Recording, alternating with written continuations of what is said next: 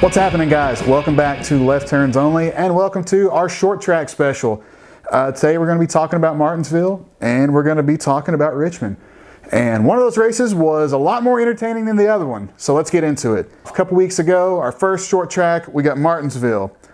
Not sure what Virginia's COVID restrictions are, but the grandstands looked pretty empty. I guess they've got stricter COVID restrictions than a lot of places we've been seeing, because, I mean, these grandstands look absolutely bare. So, and I don't think it's from a lack of interest.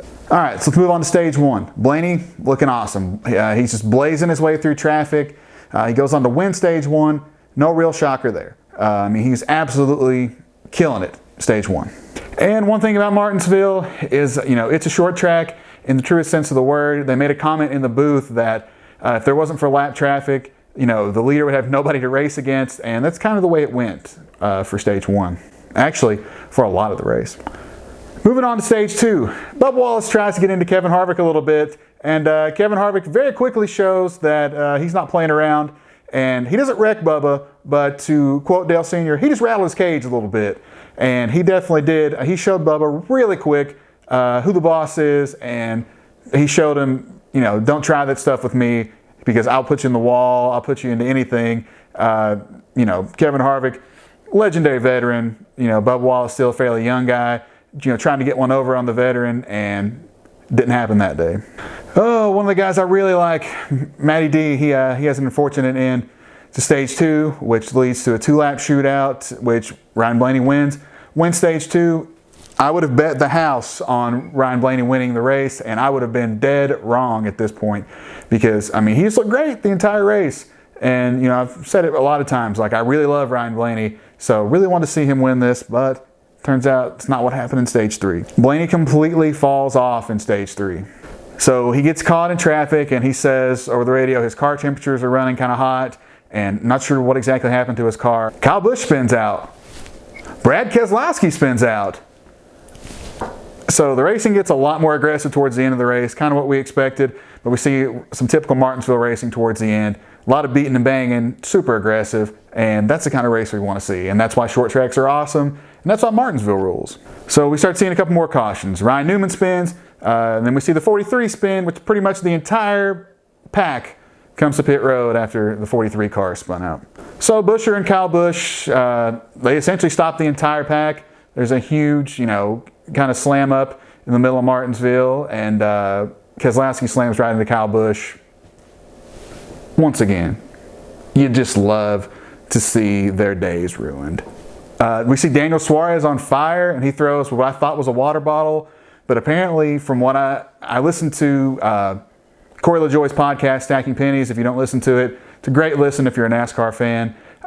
And he was talking about, it wasn't a bottle of water, it was a thing of ice that they put down in their fire suits to keep them cool, especially on the short tracks where there's not a lot of wind. It's harder to stay cool because you're not getting that airflow through the car like you normally would. So apparently that's what he threw, and it's just hilarious to see some of these grown men lose their temper to that extent where they're throwing something at another driver on the track. And the Hendrick cars were super consistent all day. The Hendrick cars looked awesome, kind of what you expect from the Hendrick legacy of excellence. And even this season, we've seen good stuff from the Hendrick cars. Still not seen Chase Elliott get that win yet this year. I'm kind of shocked that we're this deep into the season we've not seen a Chase Elliott win. But still, we've seen the Hendrick guys run super consistent already, so they're kind of holding true with that. The opposite of Stewart-Haas in every way, and that's going to be a separate video. It's time for Stewart-Haas to hit the panic button. I don't know what is going wrong with that organization and how they can be as opposite as they were last year, but it is what it is. But they have got to do some major changes in that organization. And then we see where Ryan Blaney's day is completely screwed. He accidentally runs over his air hose when he's leaving pit road, and it's a penalty because of that. Sends him to the back of the pack. I think if this doesn't happen, I think Blaney wins the race for sure. All day, dominated all day, and I just can't believe that something silly like this could happen, and we could have seen our first two-race winner this year in Ryan Blaney, but it didn't happen, and it's just an absolute bummer. And then at the end, it kind of gets boring. Truex runs away with it. The only excitement we had was the battle for second. Chase Elliott comes out of nowhere and beats out Denny Hamlin for second place. And once again, You love to see it. Like, it was great. So, you know, we pretty much knew at that point Truex was winning the race, but at least we got that. And at least we got to see, or I got to see, a driver I absolutely can't stand and a driver I absolutely love. And the guy that I like comes out on top in that scenario. So once again, Truex wins the race. Blaney doesn't get that penalty. Blaney wins the race hands down. But just, you know, it just shows, like in any sport, one little stupid thing can ruin your day. And that's what happened to Ryan Blaney.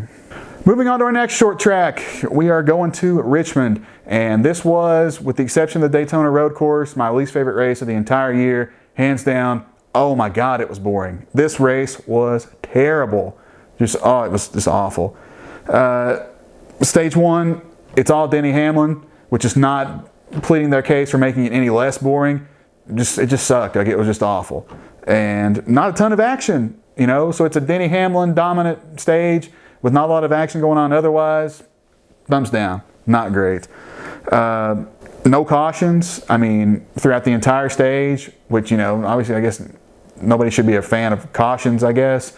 But also it just kind of shows how boring and how stale and just how lame the racing was for stage 1. Stage 2, Denny Hamlin's holding the lead at first. Truex, it's a battle between him and Truex to take the lead. Truex eventually gets it and kind of goes away with it. Ryan Newman spins on lap 142 and actually gives us a normal caution, not like a competition caution. So even that, it's just, you know, it felt like a weird break in the action and just a boring stage 2 as well. You know, I don't have a lot good to say about this race, to be honest. Stage 3, we see a huge gap between second and third place, like a 12-second huge gap, which at a short track is ridiculous. So, you know, once again, we see first and second kind of racing against each other, but between second and third and the rest of the pack, pretty much if your driver's not first or second, why are you watching this race? It's incredibly boring, and it was really hard just not to change the channel. I mean, Harvick can have a dog in this fight, you know, trying to win the race. So for me as a Harvick fan, like, why was I watching this? But once again, it's not just me as a Harvick fan. Why was anybody that, you know, your driver wasn't, you know, a Truex or a Hamlin, like, why were you still watching this race? It was so boring the entire time. I mean, they take away Kentucky, but they leave Richmond. Like, I'm biased in that statement too. But, like, come on. Like, it's just, people said Kentucky was boring. Richmond is so much more boring than the Kentucky race. I mean, it's awful. Like, it's one of my least favorite tracks on the schedule. Once again, hands down, my least favorite track is the Daytona Road Course. And I don't think anything can top that. I just think it's just terrible. But as far as a non-road course goes, I think Richmond may be the worst track on the schedule. Can we trade? Can we get Kentucky back? And can we get rid of Richmond? Like, who is excited for this race year after year? I just don't know. And then, you know, Harvick's running top 10. He has a rear tire go down and screws up his day. Once again, Stewart-Haas has to hit the panic button. I don't know how you fix this. You know, I'm no crew chief. I'm no NASCAR, you know, inner workings expert. But something is deeply wrong at Stewart-Haas, and they got to get it figured out because it is making this season really hard for me to watch. And at the end, Alex Bowman wins, and I'm kind of shocked. Didn't expect it. I thought we were going to see Denny Hamlin win. Thank God we didn't. But yeah, Alex Bowman wins, and that's about all I have to say about that race. Absolutely awful. Like I said, just the second worst race of the year, I think. Man, that Daytona Road Course was just awful. Just absolutely terrible. But Richmond, ugh.